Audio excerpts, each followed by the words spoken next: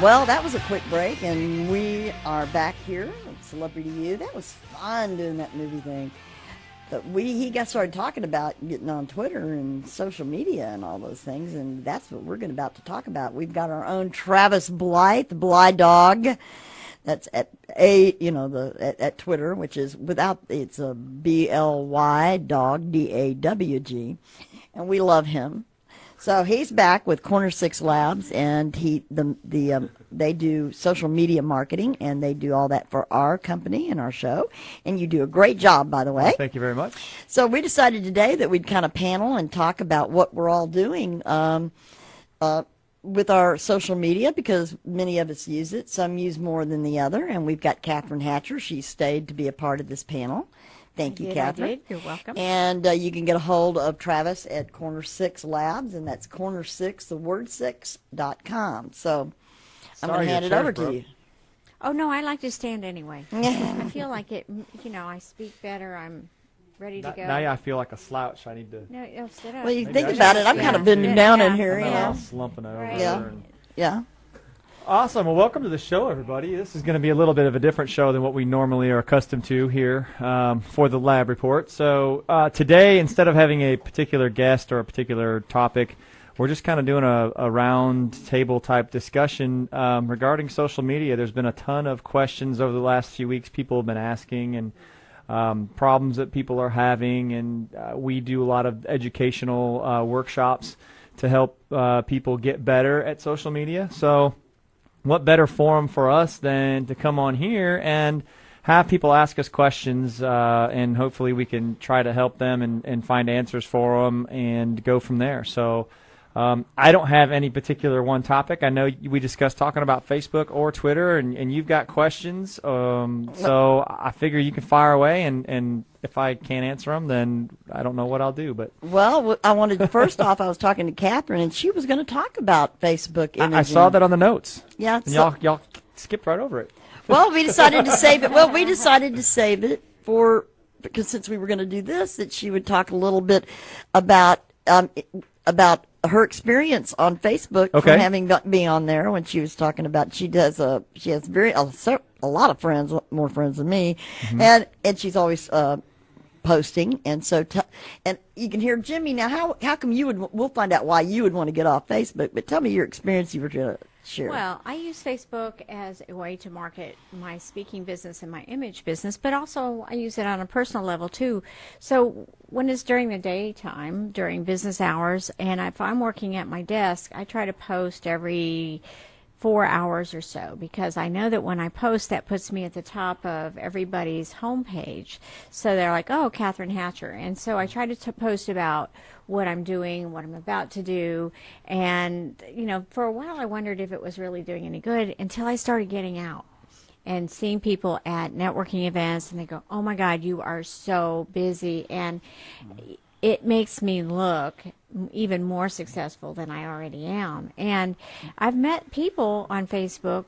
The guy that designed my business cards lived, at the time that he started on my cards, lived in Oregon. Now he lives in California. Never met him before. Did a phenomenal job on my business cards. I've found resources through Facebook, but also I've gotten work off of Facebook. And I've been able to promote my Amanda Marie Foundation. Lots of things have come because of Facebook. I will say it is a little bit addicting, and I have to actually tell myself, okay, until I complete this project, I can't even look at a page, because it's... You get started sometimes, and you look up, and it's 2 hours later. Yeah. I know. It's like, where'd the time go? Wasn't doing what I was supposed to do. I don't have 2 hours. Get out the Hootsuite, and you'll really go crazy. But, I've had people say, well, I don't like Facebook because I don't want everybody to know all this about me. And I say, don't put anything on there that you don't want people to know, And so basically, for the most part, now I have a fan page. I guess they call it something else now. It's still a fan page, business page. It's kind of the same thing. Instead of becoming a fan, though, they either like it or they like don't. It. Yeah, you like it. So I have that page that's strictly business for my speaking business. It's Catherine Hatcher Professional Speaker, whereas the other one is just Catherine Hatcher, and I promote everything then on there. Every time I'm on Celebrity U, I post that. try to get some viewers here, and then I'll repost what's happened here on the show. So I found that it has really given me some almost celebrity status, if you will, on a much lower basis than. And you're right. You put a lot of personal. He's been telling me that that's what I needed to do more of. So I've been using my Foursquare. And I don't understand Foursquare, and I don't understand Twitter.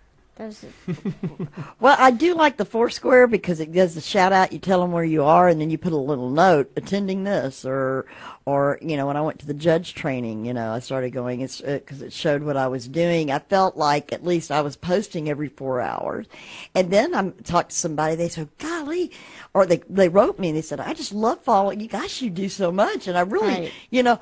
No, I don't think I've even logged in here today, but sometimes it's when I'm just now leaving. That's when I'll put it in there. But I like doing it. But I've gotten kind of addicted to the Twitter more.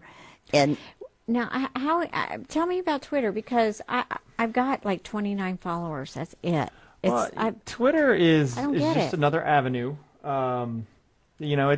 It's a little bit more powerful, I think, than Facebook. Really? Because Twitter seems to be a little bit more mobile, because everybody can update their Twitter messages and check it from mobile phones. I know Facebook has its mobile apps too, but it's just, for me, I find that the difference between Twitter and Facebook is because Facebook seems to be a little bit more private, a little bit more family-oriented, on people's personal pages, and you do want to block some content you share with people because you don't want to offend potential business clients if you're using your personal page for that. Tweet from Jimmy. But Twitter, on the other hand, people want as much information as you can give. So imagine what you're currently doing now on Facebook if you started doing that just alone on Twitter, and maybe even doubled it. People crave that even more than they do on Facebook. They don't consider it as much of a nuisance to get the information. So you can't request people to follow you. I go follow other people, but sometimes they don't turn around and follow me, so I don't know how you get people to follow you. Well, you have to know, first of all, who your audience is. Oh, heard that before. It's just like with anything. It's who are you going after? What are the types of people that you want to know your message? First, I would look in your Facebook friends, and that's a real good way to see. A lot of them will have a Twitter. Yeah, list just post on your account, say who's on Twitter, follow me. Yeah. That works. But as far as we all know your audience. Well, that's great, but it's who do you think is going to find value in what you do? And one way to find those people is to find a competitor who does the same thing you do and follow all the people that are following them, because obviously they find the value in their message. Now, your message, that's a good idea. Your message may not be, you don't want your message to be identical, but you can kind of see what they're doing. I mean, just like you do, you always want to keep your competition close and know what they're doing. And if they're doing something that works, you try to emulate it in a little bit way, maybe tweak it to fit your business model, and then do it better. If those people are, I guess let's say sports fans, you've got like Jimmy's a fan of Raider Nation. He's a big Raiders fan. Well, you go on his Twitter account and maybe he has a designated list that says, Raiders fans that he knows are Raiders fans, and you want to find Raiders fans, you could copy his whole list because that those people have that one interest. So you can go find people's lists that they have on their Twitter profiles and follow all those people. And then when you push the content out that they want, more times than not, they're going to follow you back. So instead of just randomly following random people that you may or may not get, if you do targeted searches that way, chances are they're going to follow you back because, they're going to see the type of content you're pushing, and then they're going to be interested in it enough to stay tuned in for more. And and one of the things is I've met some neat people. I met this lady on a Twitter called Catherine Griffiths, and she's Catherine and I think it's Kathy Griffiths, GRIFFITIHS, on Twitter, and she wrote something recently that talked about Twitter and retweets and following others, and when you've been on it. At this point, I'm bumping that 2,000, and she talks about what do you do when you hit that. And what happens is you could follow as many as 2,000 and have, I guess, your 29 followers, but you can't go above that till you get back up to 2,000, and that's not really a problem when you're down there. But when you start hitting 1,600 and you do the thing, following others, if you follow everybody back, somebody says, well, if you follow me, I'll follow you, because that keeps your numbers up. And then she talks about, I used to do that, but then when you start looking at, you have to start deleting people because you're wanting to add people, and you're still kind of at a ceiling. The higher you get up, you get a 10% more, or whatever. And so if you're 5,000, then you're going to be able to follow 5,500. But to keep your list somewhat, so it's one of the couple of hundred, and so you want to be able to pick and choose. So you have to start kind of going into who's tweeting. He told me about one thing about see who's tweeted in the last 4 months. But and if you got somebody that you want to follow you that isn't, you retweet their, if you're following them and somebody that you'd like to, when you retweet it, it shows a mention for them. And they'll see that and they'll thank you for the mention, and usually they'll follow you. And this woman, she says, retweets. If someone I don't recognize retweets me, I immediately check out their profile stats and read a few posts.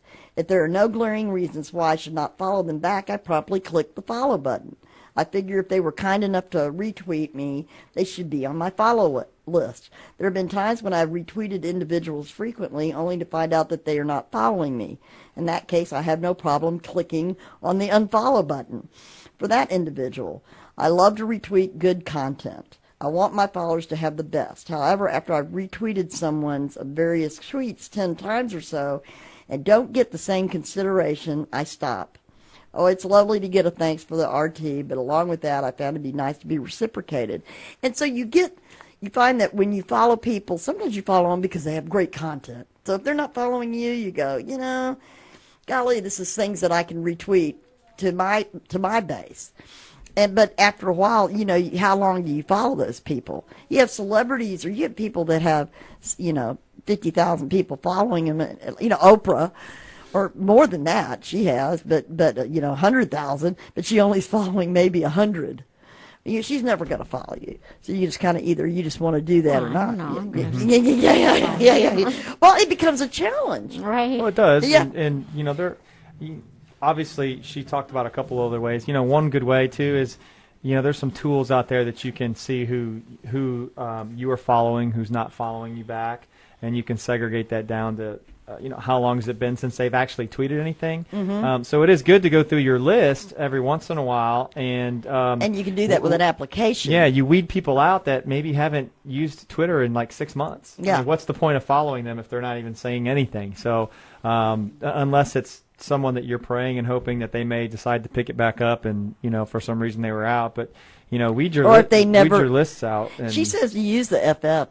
She says that follow Friday. I do. Yes, yeah. I've done that strategy too. Let's follow Friday. Okay, so every Friday, you either use the hashtag FF, which means follow Friday, or you spell the whole word out. I do have a question about who you're supposed to put in hashtag there. follow Friday. And there's different philosophies on how to do it. Some people just do mass follow Fridays, where they just list as many people as they can get in 140 characters.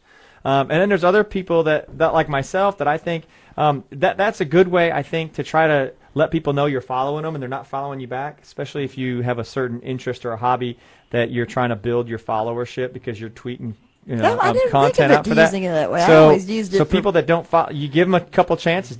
Try it a couple weeks in a row and follow Friday these people, and you list everybody that's not following you and see how many hit return backs you get. I've tried it, and I got about half, and then the ones that didn't, I got rid of. But more than anything, you usually want to give it to people that are influencers. And influencers are people that can help you spread your message, which I want to have on the show. Are people that follow Friday, you give you shout-outs on Follow Fridays, or they retweet your stuff a lot. Those are influencers because they usually influence their audience by sending out what you're sending out. See, I always send out that to somebody. So, anybody that's retweeted me that week, I send a FF just on them. So to your influencers, don't just do a generic Follow Friday, but tell people why they should follow them. You should